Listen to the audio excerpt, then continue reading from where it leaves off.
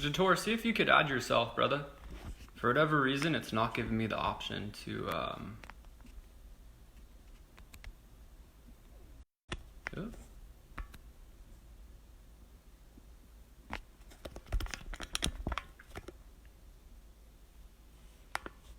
Control dramas, part 16, with Jator.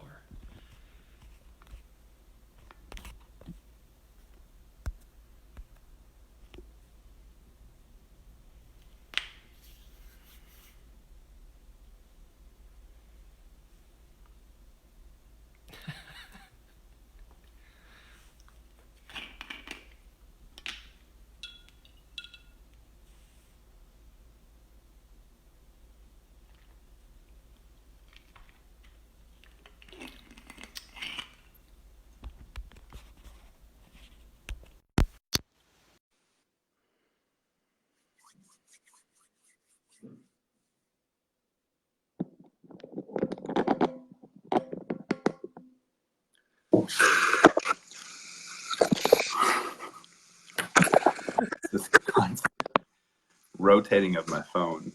Hold on 1 second. Technology seems to be a challenge. I was on my computer first. Mm-hmm. Apparently that doesn't work. No, it doesn't.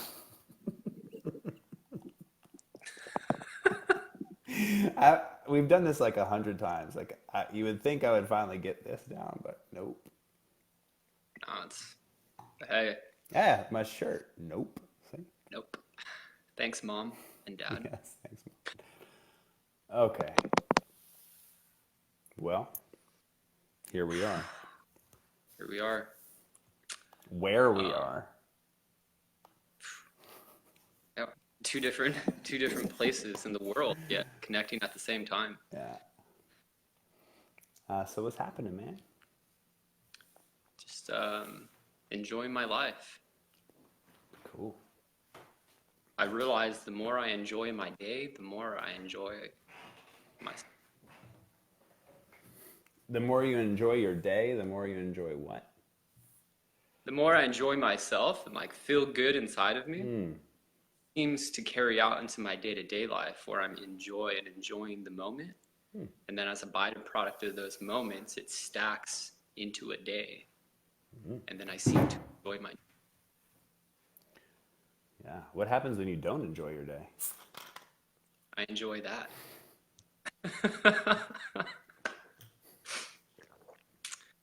Okay. I enjoying the day. Perfect. See what happens.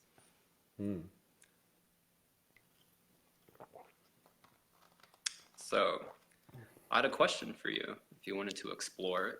Yeah, I'd love to. What does consciousness mean to you, and how has your consciousness evolved or changed over time? So we're starting with a simple question today. Yes. What does consciousness mean to me? And how has my consciousness evolved over time?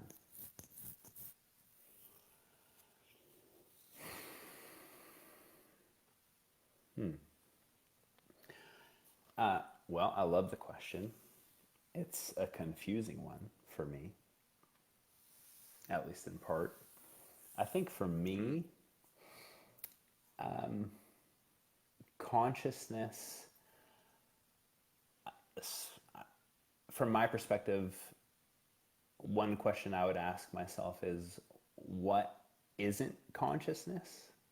If consciousness is a creative energy, if it's the energy of creation of everything in all of the universes, realms, time and space.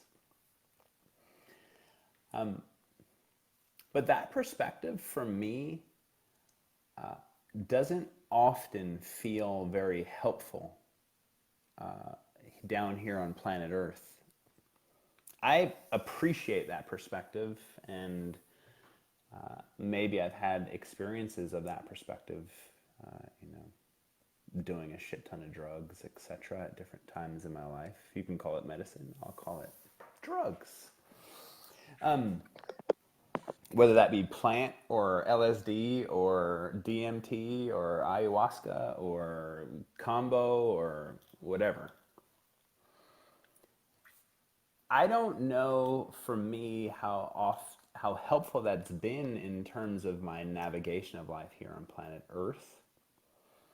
I think because in essence that idea of consciousness and those experiences, at least my experience has been, it's very hard to bring that back here. What I mean by that is that experience is so profound that no words that I give could ever encompass that experience. It's beyond word. It's way beyond word. And I think at times the best shots human beings have at expressing that is through poetry, or through paradoxical language, or through parable, speaking in ways that aren't typically spoken, that are very symbolic in terms of language, to try to paint a picture. And still, even with that, the experience is so, again, for me, so individual that it hasn't really been helpful to me. I don't know how else to say it. It hasn't really been helpful for me here on planet Earth. The idea that we are all one doesn't really help me. That's just me. I'm not saying, and I'm not critiquing anyone else that says it does help them. That's cool. I'm just saying from where I'm coming from. Right. And so when I think of consciousness, what's helpful for me, at least, when I'm working with myself or my coach or clients, is that as far as I'm aware, there's 4 levels of consciousness that a human being can experience.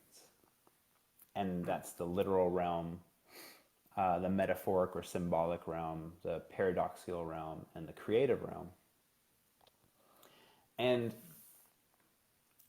that feels more helpful for me because it helps me to expand my consciousness here in terms of how I'm experiencing every moment, in the moment, with you. As an example, the literal story would be, we're on these 2 phones, you're on one part of the earth, I'm in another part of the earth, we're 2 men, you have hair, I shave my head, etc. That's all very literal.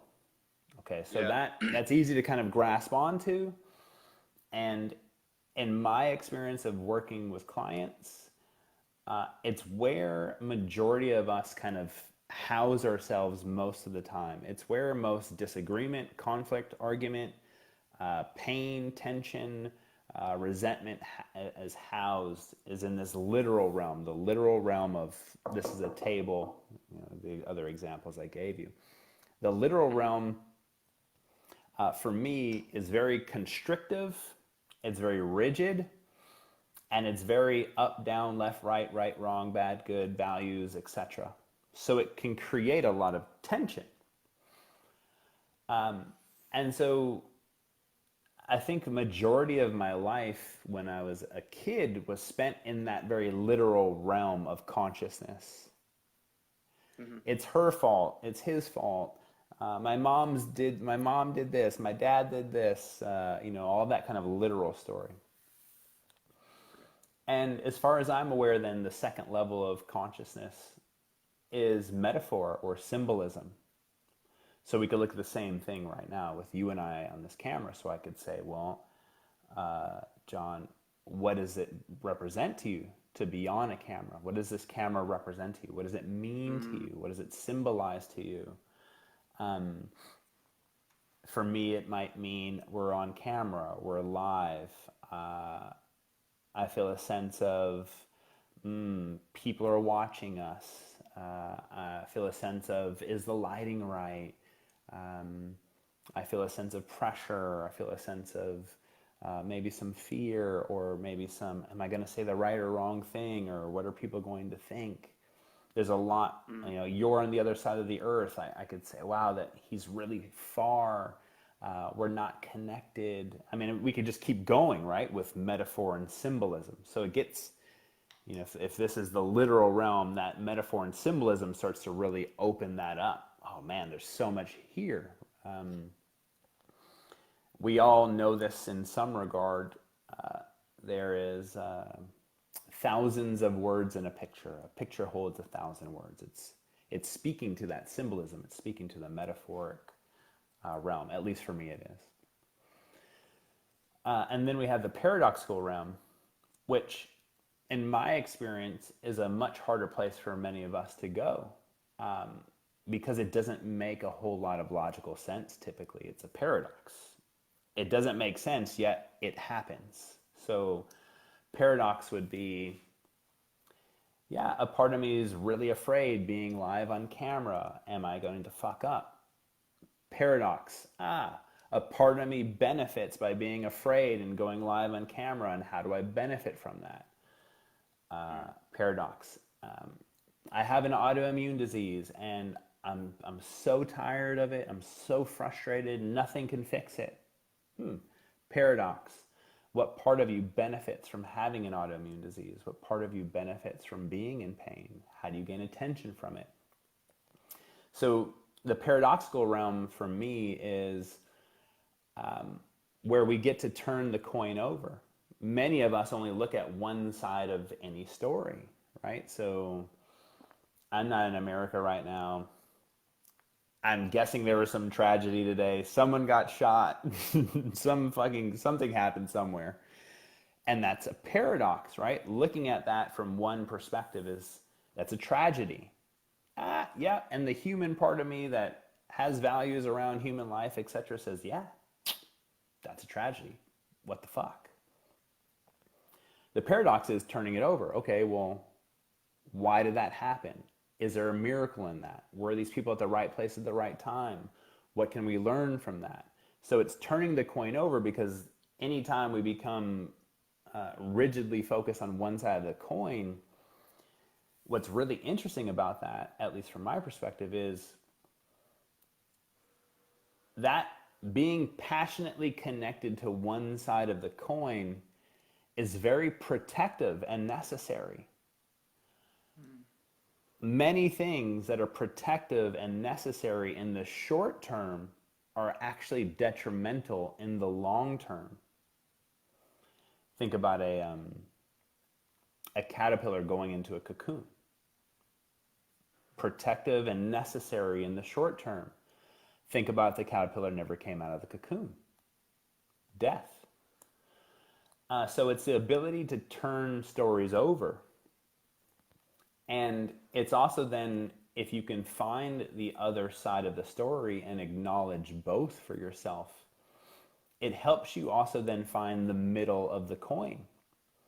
It helps you find a sense of balance, which for me is dynamic, not static. It also then helps you to understand other people. Because if, let's just say you're looking at the tail side of the coin, and I'm looking at the heads, and let's just say this is politics. We'll say you're a Democrat and I'm a Trump supporter Republican. And as long as we're rigidly looking at one side of the coin, we'll never be able to connect. We'll always have to fight through tension, because we're only looking at one perspective. We're not allowing ourselves the freedom to turn that coin over, to learn to understand the other person, so that then we can actually have deep communication and dialogue, rather than typically disrespectful fighting or not fighting fair, blaming and shaming the other person, or blaming and shaming the other person's perspectives and values, which is super fascinating to me.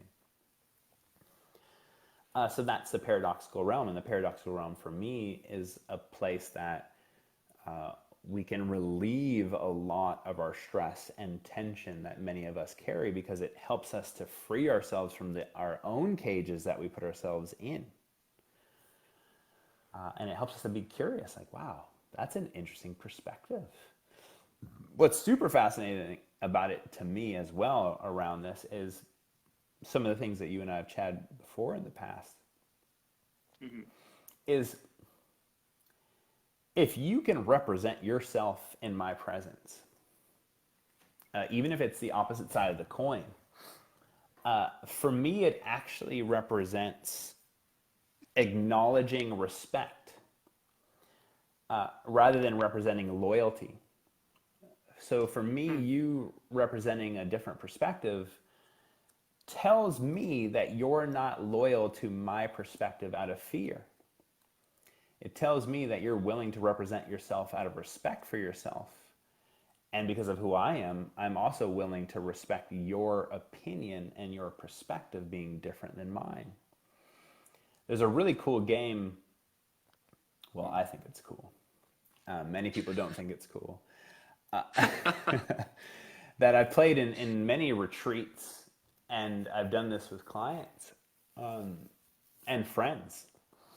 And actually, JP and I play this game quite frequently. And the game is you sit down and you project onto each other. You can do this with intimate partners, you can do this with friends, etc. And you allow the space for yourself to tell the person what you enjoy most about them. Then you also allow the space to really get honest and say what you enjoy least about them. Wow. The beauty in that is if you can play that game and find a lot of wisdom in it, which is, one, part of the wisdom is recognizing that it's another person's experience and projection onto you, which doesn't necessarily mean it's the truth. Cool. So you get to recognize that. You don't need to take ownership of how they experience you, whether it's you're the most amazing thing in the world or a big pile of shit. Cool. So that's one piece of it. Another piece of wisdom within that game for me is you also get to get curious. Wow. This person experiences me as ... let's say in a good way. Wow. Is that true for me? This person experiences me as ... in a bad way. Wow. Is that true for me? Or is there some truth in it? So you get to learn about yourself through someone else's experience of you, which is part of the learning process. And you also get to learn how to take your power back and know that it's someone else projecting onto you, which isn't yours to own. It's yours to allow if you're willing to. So then the next piece of that that's really powerful for me with just in this little game is if you can play that game and you can allow someone to project onto you grandeur and shit and be there with them and acknowledge it, it means you could acknowledge it without being attached to it. Which means that you can still stay connected to that person. And you can respect yourself in their presence to create connection rather than, back to this big consciousness idea, separation. We're not then creating separation because we're learning, cool, their perspective, their projection, great. What can I learn from it? Great. Not mine to own? Great. And there's stuff for me to learn? Great. And there's stuff for me to talk about and share? Great. And holy fucking shit, maybe for the first time in my life, I'm actually getting intimate with myself in the presence of another human being. Wow. I mean, I've done this with my girlfriend, and it's not easy, and it's not fun, but it's potent, and it's powerful, and it can create intimacy. It can create deep intimacy, which many of us are extremely afraid of. I mean, just the thought of telling somebody what you don't like about them, people are like, shit. It's super fascinating. So just in that little game, there's so much consciousness and wisdom to be found out about yourself in the presence of another person, and connection to be made. Right. So that's paradox. And what a paradox that is.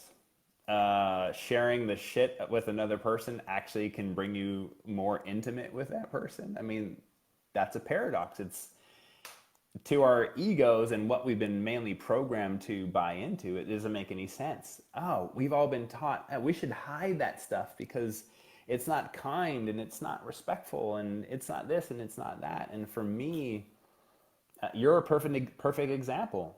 Last week, I'll wholeheartedly admit that I've flaked on us a couple times with calls, and you called me on my shit and sent me a message and represented yourself and represented your healthy limits and boundaries. And as far as I can recall, my response was, wow, yep, you're right. And thank you for giving voice to what your truth is. And thank you for representing yourself. And I also believe I said, and I actually feel closer to you because you were fucking honest with me. Yeah. That takes courage, man. And I know it does because I get scared too. Especially with people that I'm attached to or connected to or that I respect. It's scary. It's scary because we've learned that from our childhood that secrets are extremely potent, powerful control mechanisms. And so we hold on to them because it gives us a sense of control. So in part, you doing that with me represented many things. It represented your courage to let go of control, which is, I mean, that's just gold in and of itself. It also represented your courage to stand up and represent your truth in my presence. And at the end of the day, what meant most to me about it was, wow, how vulnerable that is. How vulnerable that is. So I think that's beautiful. Okay, so we got literal, metaphor, symbolic, paradox, and the most fun one. And these aren't in the one's not better than the other. I think because it's in this linear fashion. We're all trained to think like this are stages. They're not stages. They all run together. We're just like trying to break things down and kind of peel it apart. It's like a rainbow, right? You can't really see where rainbow, red and yellow and orange start and finish. It's blended in. It's all influencing each other. So then the creative realm. The creative realm for me is, wow, is humbling myself to, I'm a vessel of expression. And maybe what I do have control over, and I put a big maybe there yet. I'm still out to lunch on this one. Maybe what I do have control over is how I experience whatever shows up in my life. Mm. And if I have some level of control over how I experience what shows up in my life, it also then implies that I am the complete creator of my reality. I get to create with you right now how I'm experiencing this time that we're sharing together. I'm creating that. You're creating your version of that. No one else that's watching this is creating for me. They're all creating what's coming up for them or whoever watches this. Jator's insane, or Jator's cool, or he's a little mix of above, or they checked out a long time ago. They get to create that for themselves. That is their creation process, and I'm not responsible for their creation process, which frees me from the heaviness or the backpack of weight that I might take on to say certain things in a certain way because I'm worried about how other people are going to experience me. So I show myself in certain ways. But what I'm learning over time is it's become more and more important to me to blatantly share my raw, honest truth. And maybe to swing all the way back to your original question, well, how has then my consciousness changed? I think everything I just said speaks to that. And I think maybe from an experiential place, how it's changed is what you and I danced with last week. In my past, if someone would have said, well, Jator, you flaked on me, you let me down. In my past, I wouldn't have been able to get to a place of really checking in with myself and saying, wow, is that true? First of all, is it true? It's true for him. Let me check in if it's true for me. Yep, it's true for me. And then to go into the dialogue that you and I went into, which was about connecting with each other and finding a place where we could connect, grow, and continue. In my past, and what happens in my experience with most people, many people, even if you get to that place, interestingly enough, of recognizing, oh yeah, JPD, let's just say he's right. Yep, I flaked many times. That typically comes up in our consciousness at some level for most of us. The interesting thing is that when that comes up, many of us will feel a sense of fear and shame about it. So we'll have to get defensive. Oh, JPD, but you canceled on me. Remember that one time you canceled on me? And man, come on, man. Fucking own your shit, blah, blah, blah, blah, blah. Right. That would be an example of probably how I used to navigate life, for sure. Another example of how it's changed over time is that I think self-exploration and getting to know yourself and why you do what you do and the intricacies of all that, I think it's beautiful. I think it also becomes a place where, you know me, I like movies, very Star Wars-like. You have opportunity to become a Jedi. You have opportunity to become a Sith. I'm more of a fan of the gray Jedi, which are a mix of Jedi and Sith. But to make my point here, because I don't think either one's bad or good. I like both. The point that I'm trying to make, though, is as you're exploring yourself and starting to really gain more understanding, your ability to read other people does accentuate.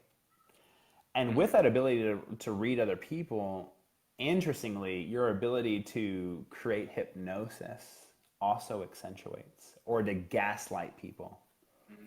And so, what am I saying as an example? Back to that game, you're projecting onto me, right? You're projecting the beauty and the shit. Let's just say that was happening in an emotionally charged environment with you and I. We're in a fight about something. A very kind of, we'll just say Sith way, a very Sith way to deal with that would be to say, well, that's your projection, so own your shit. That's something I've done.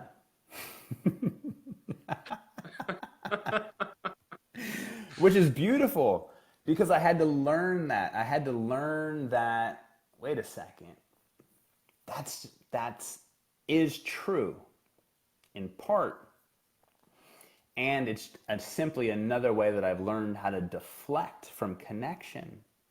So over time, what I've learned is, that is true, it is projection.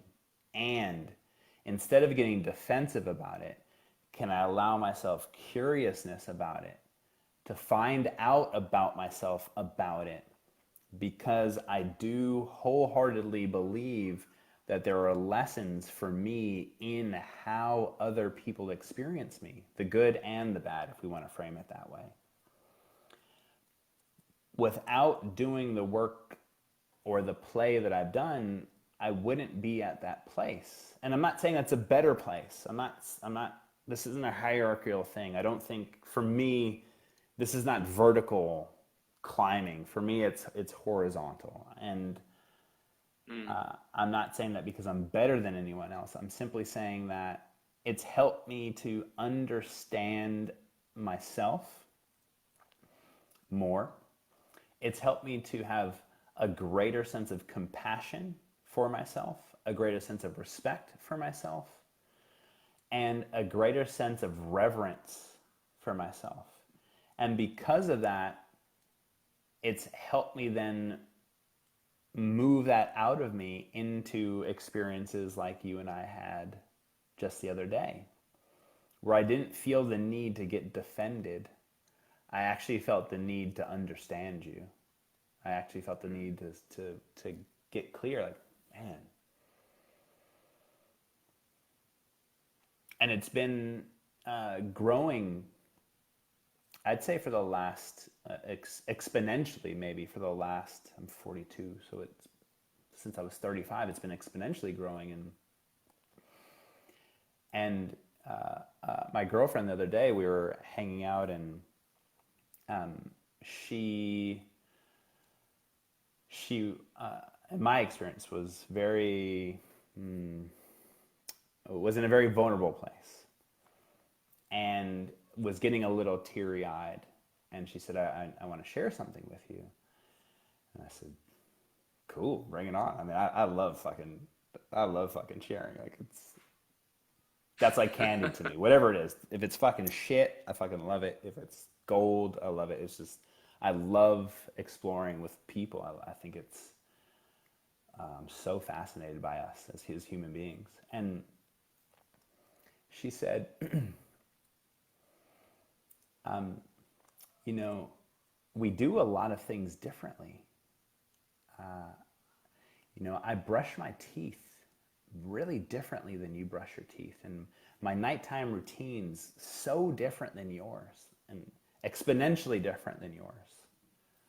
And she was like really welling up. And I was like, wow, this is really fascinating. I wonder what's going on. And she said, you've never pointed it out. You've never said, why do you brush your teeth like that? You've never said, why is your bedtime routine like that? You've never said, your routine should be like mine.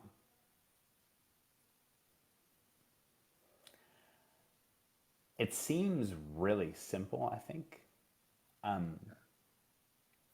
But it's such a beautiful moment for me of hearing, one, being acknowledged in one sense, and two, her vulnerability in another sense. But three,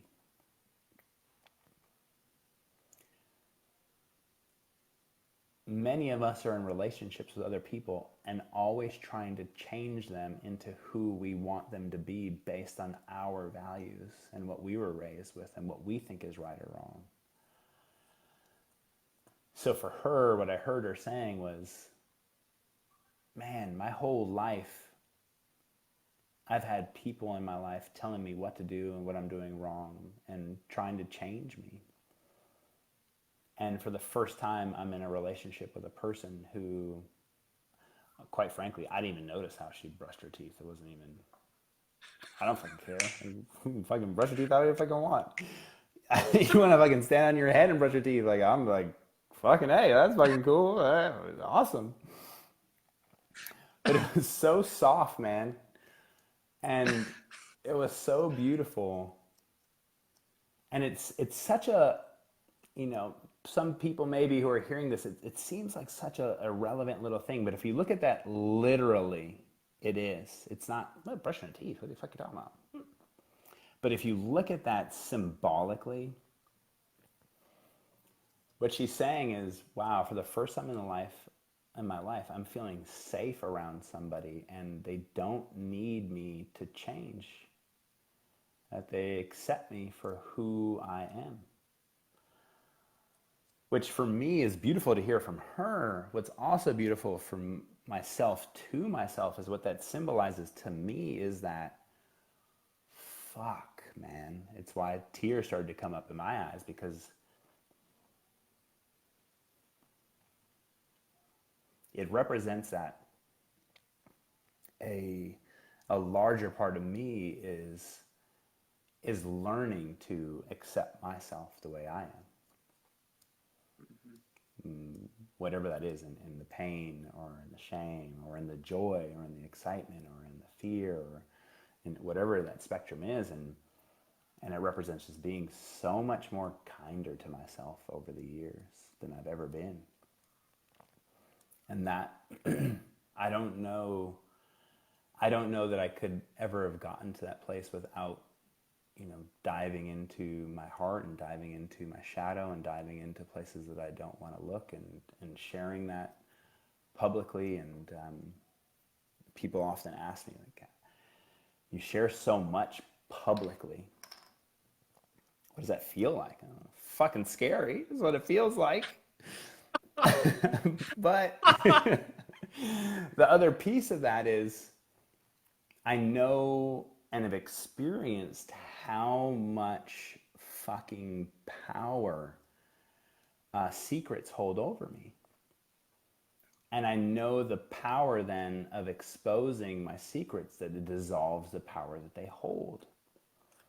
And so doing this publicly at times because of who I am or experience myself to be, and of course privately as well, it's just dissolved so much of my need to hide. And I'm not saying I don't still need to hide. Of course there's parts of me that do. Yeah. And I'm okay with those parts. But man, to be in a relationship with myself in the presence of a beautiful woman who's mature, and willing to dialogue and share and play and be silly and dive deep and be honest and be raw and challenge, all respectfully and with kindness to herself and kindness toward me, inside of me, and respect and growing a partnership. Mm-hmm. Brother, I've never had that. And I don't think I would have been in a place to invite that into my life without doing the work that I'm doing. Still doing every day. Wow. Thank you for sharing that. Yeah.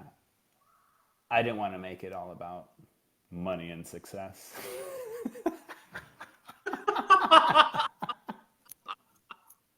That's part 2. That's next week.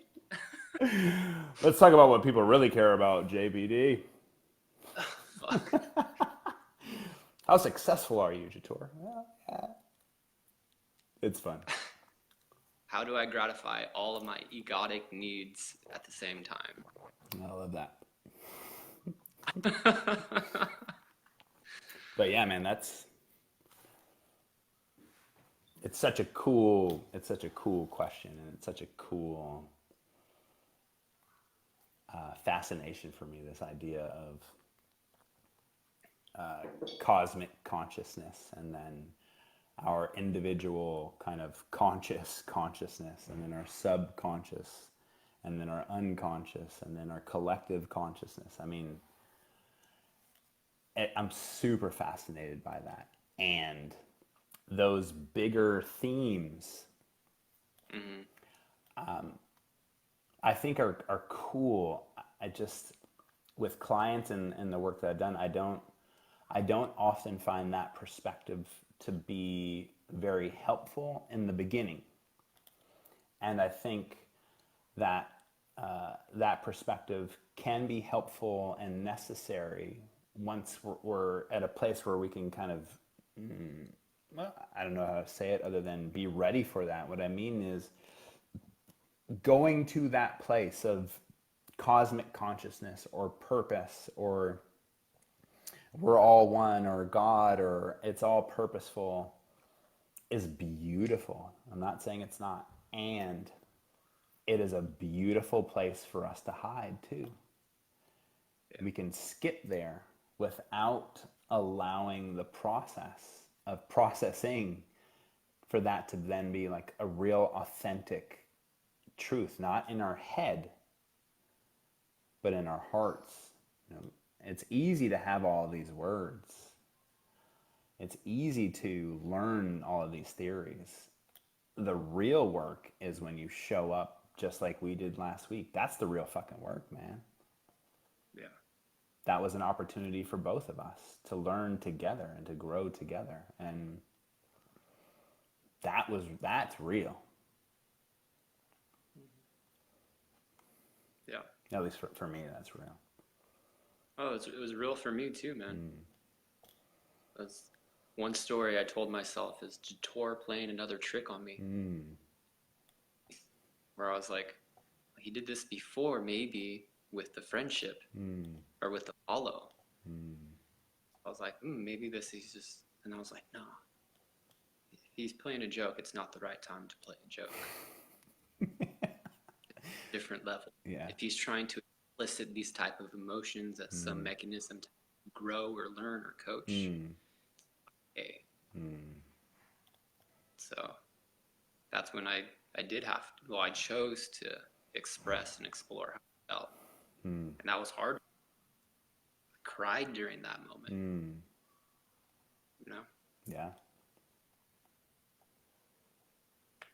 And then to witness how Jator responded to that from my perspective was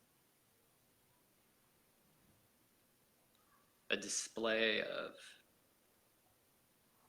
caring, of affection, and support and guidance. And yeah, I was worried at one point that it could be like, your problem. Friendship gone.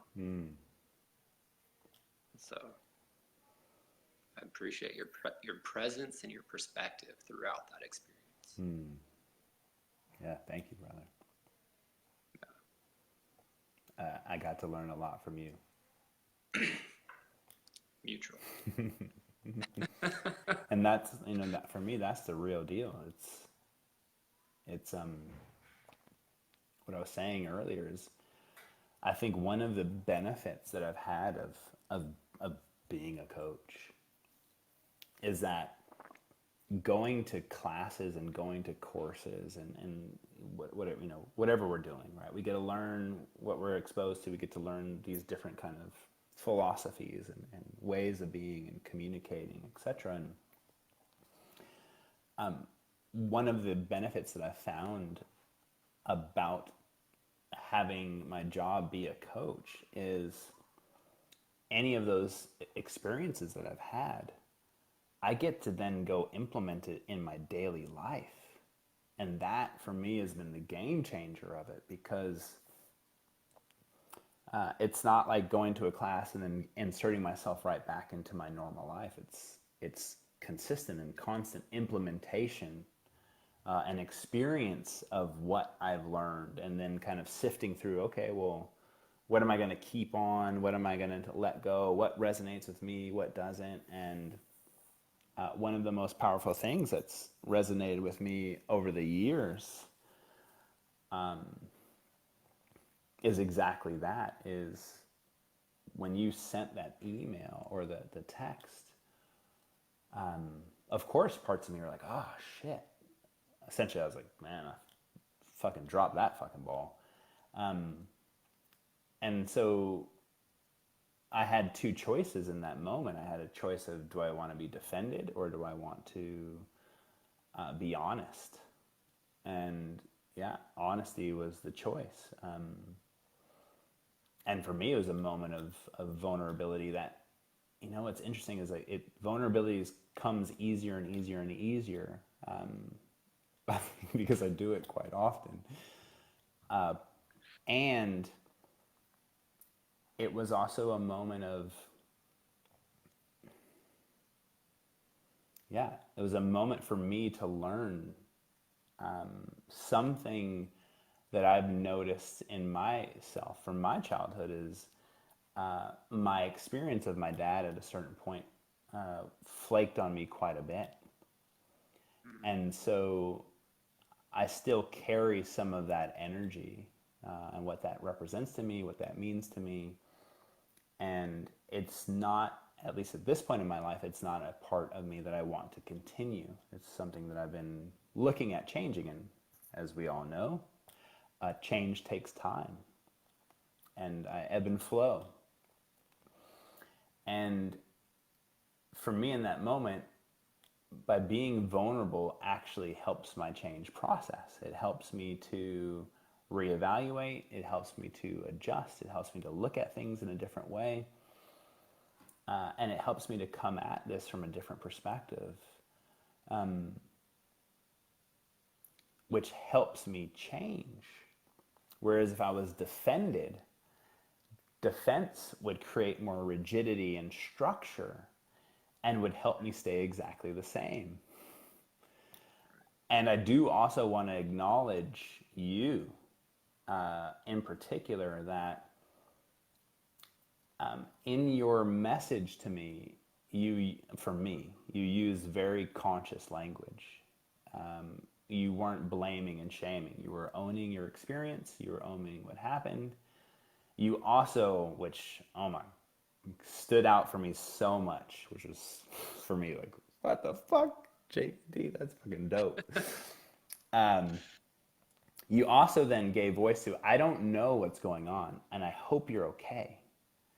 That piece, what that represented to me was that you were willing to have your story and you were willing to not have it, and you were willing to say, this is what's coming up for me. I'm fucking pissed, scared, whatever is going on. And I don't know if this is true. You could just be fucking hit by a car or something.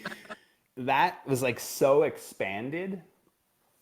It was different than you sending me a text message saying, what the fuck, Jator, you let me down again. Then me and you would be having a different conversation.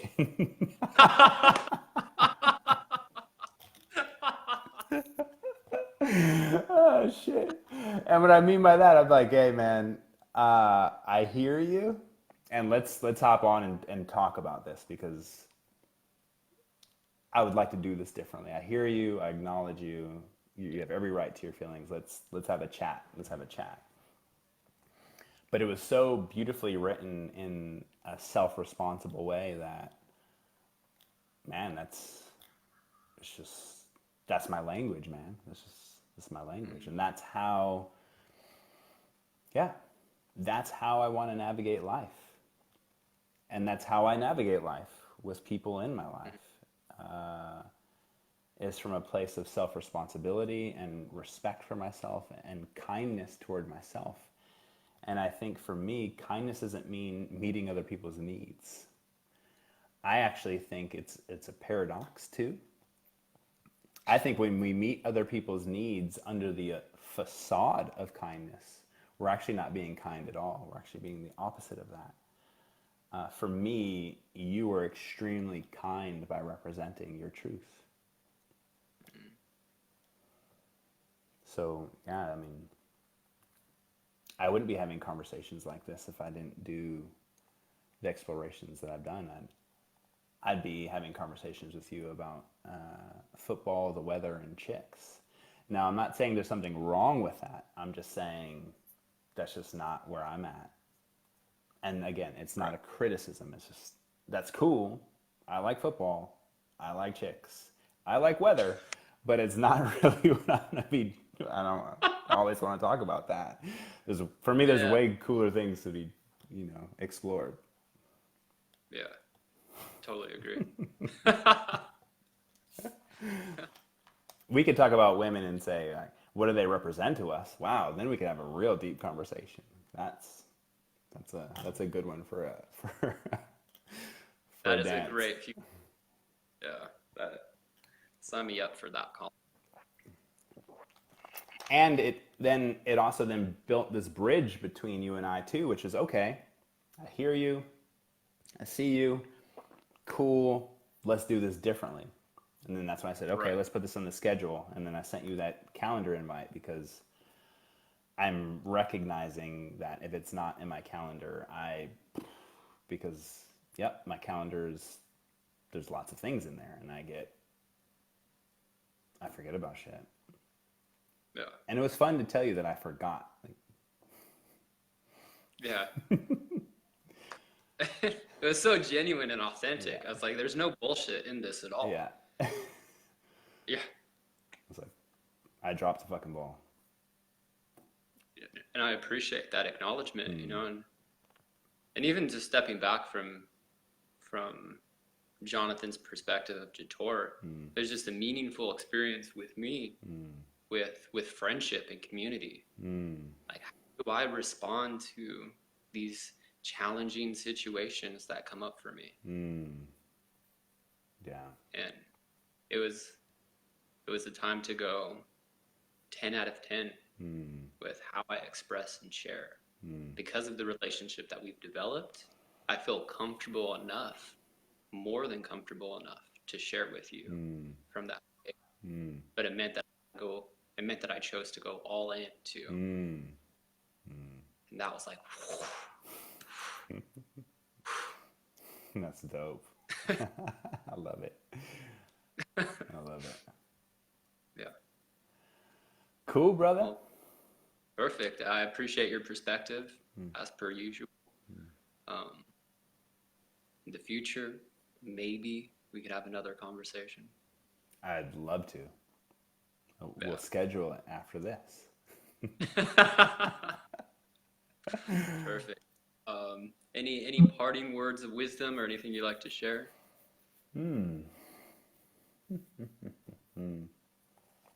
Yeah, I think I don't know why this comes up. It's pretty interesting, and I'm having an interesting time putting it into words. Yeah, be patient with yourself. I think there's often this perspective that change is always forward, 2 steps forward, and there's that saying, 2 steps forward, 1 step back. I think those steps forward, those steps back, those steps sideways, they're all necessary parts of that process. And